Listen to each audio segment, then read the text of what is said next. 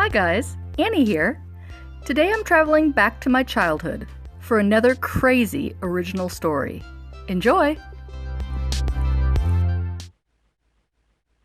My mother basically never let my older brother babysit me. There was a reason for this. It stems from the evening that my parents were going to go out for a business dinner. They couldn't find another babysitter for me, and my brother said that he would do it. I protested because my friends were coming over and spending the night.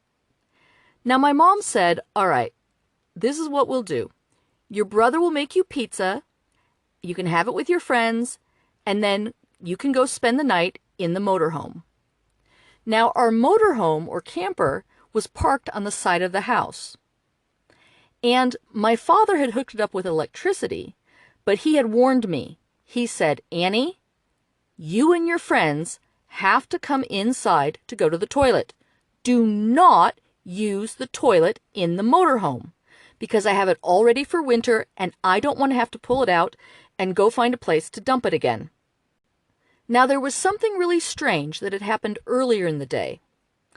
Across town, on the bad side of town, quote, quote, somebody had walked into a hardware store, bought an axe, went to go pay for it, and then chopped the cashier, chopped the other person in the hardware store, and then went walking down the street, swinging at people and chopping them. It was the axe murderer. Yes, you can go look it up. The axe murderer. And guess what? They didn't catch him. He was on the loose. This was the night that my parents were going to leave me with my brother. We were a little bit freaked out, and my father, who was a part detective, said, don't worry about it. The police are on the chase, and it was on the other side of town. I'm sure he's nowhere near us. Just go, lock the door. You guys will be fine. Now, I need to mention that the motorhome was parked on the dark side of the house. There were no lights out there. So my friends and I grabbed our stuff to spend the night. We went out to the motorhome, turned on the lights in the motorhome, and then locked the door. We were chatting, we were talking, we were laughing, and we started talking about the axe murderer. Do you think they found him yet? Did you hear what he did? But after a couple of minutes, we all kind of settled down. We were starting to get tired. And then one of my friends said, Annie, I have to go to the toilet. And I remember what my dad said.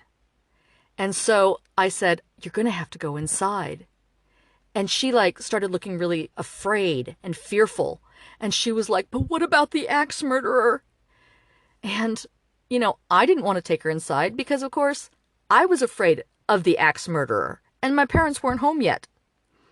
And so I kind of looked around the motorhome and I found these buckets that we used to hold our clothes in. And I had a great idea.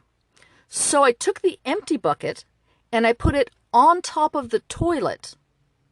And then my friend could just pee in the bucket. And then in the morning, my father would come and he would dump the bucket. And so, great idea. Problem solved. And of course, everybody needed to pee before they went to bed.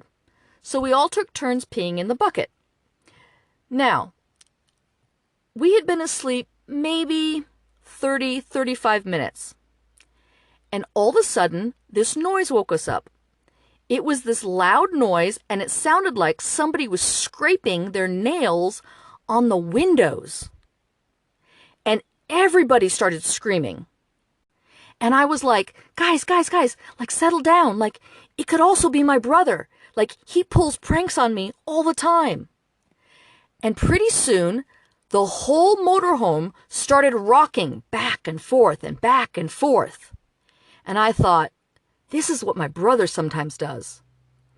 But my friends were so freaked out. They were just screaming and screaming and screaming. And we were trying to look out the windows, but it was so black out there, you couldn't see anything. So I decided to take control of the situation. Now, mind you, I'm about 10 or 11 years old, and I'm probably 65 to 70 pounds. That's it. And so I yell out, If this is the axe murderer, we have a gun. And Steve, if this is you, stop it. I mean it. And it stopped. And everybody held their breath. And finally, after standing there for 5 minutes, we realized that whoever had been bugging us had gone away. And so everybody was starting to settle back down again. But of course, because they were so scared, they had to go pee. So we took turns again, going into the toilet, peeing in the bucket. And then everyone started settling down and we started going back to sleep. Now, we had been asleep the second time about an hour. And this time, there was all this noise outside of the motorhome. And this time, the motorhome started shaking like it was going to shake apart. Somebody was scraping the windows and shaking it and bouncing on it. And everybody was freaked out. We're all screaming. We're all awake. We're all like, oh my God, it's the axe murderer. It's the axe murderer. And I'm like, wait, I think it's my brother. And so I yelled out again. If this is the axe murderer, I still have a gun. And Steve, if this is you, stop it. I mean it. And it stopped. But this time, my friends were really worried that because the man had come back, maybe he was going to break into the motorhome.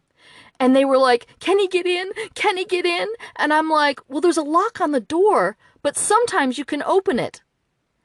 And they're like, what are we going to do? What are we going to do? He's come for us. And I came up with the most brilliant idea. I went to the toilet. I grabbed the bucket of pee. And me and the girls went and stood by the door, waiting for our fate. And I said again, if this is the axe murderer, we have a gun.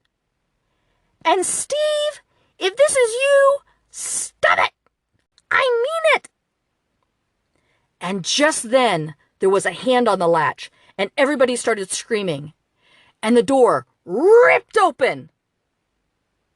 And my brother went, bah! And we just went, sploosh. So, did you have a good laugh? Maybe a little cringe? Hit the like button for me. And leave me a comment, especially if my story triggered a great memory for you. To hear more of my next crazy adventures, please subscribe and hit the bell icon. Thanks so much for watching. Take care.